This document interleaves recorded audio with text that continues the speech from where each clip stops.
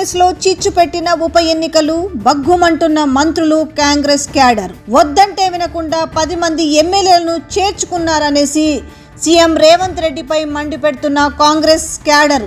అందుకే ఇప్పుడు అనుభవిస్తున్నామంటూ మదన పడుతున్న మంత్రులు. ఉప ఎన్నికలు వస్తే కాంగ్రెస్ భవిష్యత్ అంధకారమే, తిరిగి బీఆర్ఎస్లోకి పొండి అని చెబుతున్న కాంగ్రెస్ క్యాడర్. ఉప ఎన్నికల్లో ఒక్క సీటు కూడా కాంగ్రెస్ గెలిచే అవకాశం లేదని చెప్తున్న సర్వే సంస్థలు.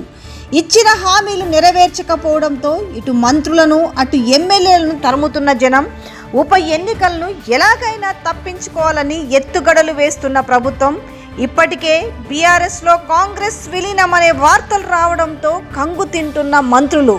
అంటే దెబ్బ మీద దెబ్బ పడడం అంటే ఇదే అని చెప్పుకోవచ్చు. 10 మంది ఎమ్మెల్యేలను చేర్చుకున్నామనే సంబరము వాళ్ళకి ఒక్క నెల అంటే ఒక్క నెల కూడా మిగలలేదు.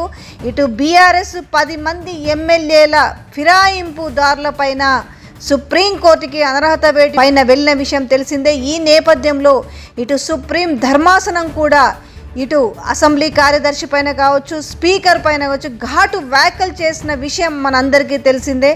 మీకు రీజనబుల్ వాల్యూ టైం అంటే ఏంటి, మీకు ఇంకా ఎంత సమయం కావాలి, ఇలాగే ప్రోత్సహించాలా ఫిరాయింపు ఎమ్మెల్యేలని, మీరు చర్య తీసుకుంటారా, మేము తీసుకోవాలా, అవసరమైతే అసెంబ్లీ స్పీకర్ను కూడా కోర్టులో నిలబెట్టే అవకాశం మాకుంది అంటూ వాళ్ళు ఘాటు వ్యాఖ్యలు చేశారు. అంతేకాకుండా అంటే మీకు టైం ఎంత కావాలి, శాసనసభ గడువు ముగిసే వరకు మీకు టైం ఇవ్వాలి అనేసి ఘాటు వ్యాఖ్యలు చేసింది. ఇలాంటి నేపథ్యంలో ఈ 10 మంది ఎమ్మెల్యే పైన ఖచ్చితంగా అనర్హత వేటు పడే అవకాశం ఉన్న నేపథ్యంలో ముందు నుయ్యి వెనక గుయ్యి అన్న చందంగా మారింది ఇప్పుడు కాంగ్రెస్ పార్టీ తీరు వ్యవహారము. అనవసరంగా 10 మంది ఎమ్మెల్యేలను తెచ్చుకున్నాము, వద్దని ముందు నుంచి ఎంత చెప్పినా వారించినా రేవంత్ రెడ్డి వినలేదనేసి వాళ్ళు కూడా రాహుల్ గాంధీ దగ్గర వాపోవడం జరిగింది. ఇప్పుడున్న పరిస్థితిని తప్పించుకోవాలంటే, ఉప ఎన్నికలు రాకుండా తప్పించుకోవాలంటే ఏదైనా ఖచ్చితంగా ఎత్తుగడలు వేయాల్సిందే. వాళ్ళ ముందు కనిపిస్తున్న ఒకే ఒక అంశం ఏంటంటే ఈ 10 మంది ఎమ్మెల్యేలను తిరిగి బీఆర్ఎస్లోకి పంపించే ప్రయత్నము. లేదంటే మీరు ఇలాగే ఇండిపెండెంట్గా ఉండండి, అటు బీఆర్ఎస్ కాదు ఇటు కాంగ్రెస్ కాదు, మీరు ఇండిపెండెంట్గా ఉండండి.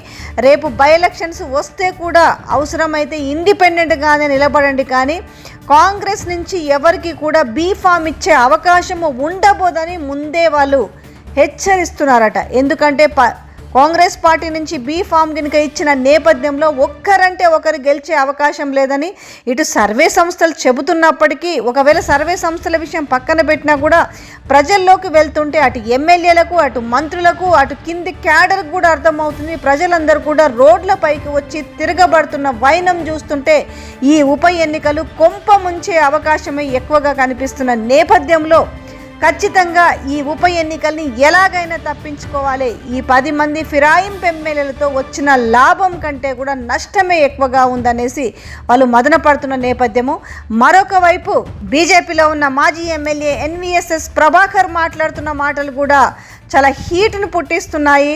త్వరలో బీఆర్ఎస్లో సిఎల్పి విలీనం కాబోతుందన్న అంశము వాళ్ళకు మింగుడు పడకుండా అయింది. ఎందుకు ఇట్లా మాట్లాడుతున్నాడు అనేది వాళ్ళు దానికి సంబంధించిన పోస్ట్ మార్టం చేస్తున్నారట.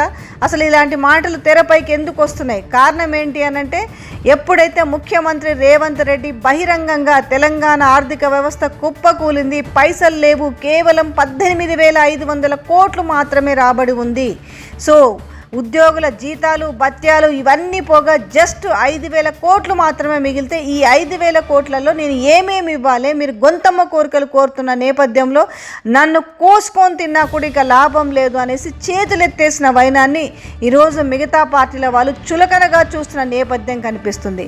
ఇక పంటి మీద రోకటి పోటులాగా బీఆర్ఎస్ అంతకంతకు 10 అడుగులు ముందు ప్రజల్లోకి వెళ్తున్న నేపథ్యం చూస్తుంటే వీళ్ళలో ఒక అలజడి ప్రారంభమైంది. అసలు ఏం జరుగుతుంది, మేమేమి చేయలేకపోతున్నామనేసి పార్టీలో ఒక అంతర్గత డిస్కషన్ ప్రారంభమైందంట. ఎప్పుడైతే బీఆర్ఎస్ రజతోత్సవ సభ పెట్టిందో 1 సంవత్సరన్నర కాలంలోనే అంతమంది జనము ఒక ప్రతిపక్ష పార్టీకి రావడం అనేది కూడా మింగుడు పడని వ్యవహారంగా చూస్తున్నారు. ఏది ఏమైనప్పటికీ ఈ 10 మంది ఎమ్మెల్యేల వ్యవహారం ఇప్పుడు కాంగ్రెస్ పార్టీలో చిచ్చు పెట్టిందనే చెప్పాలి.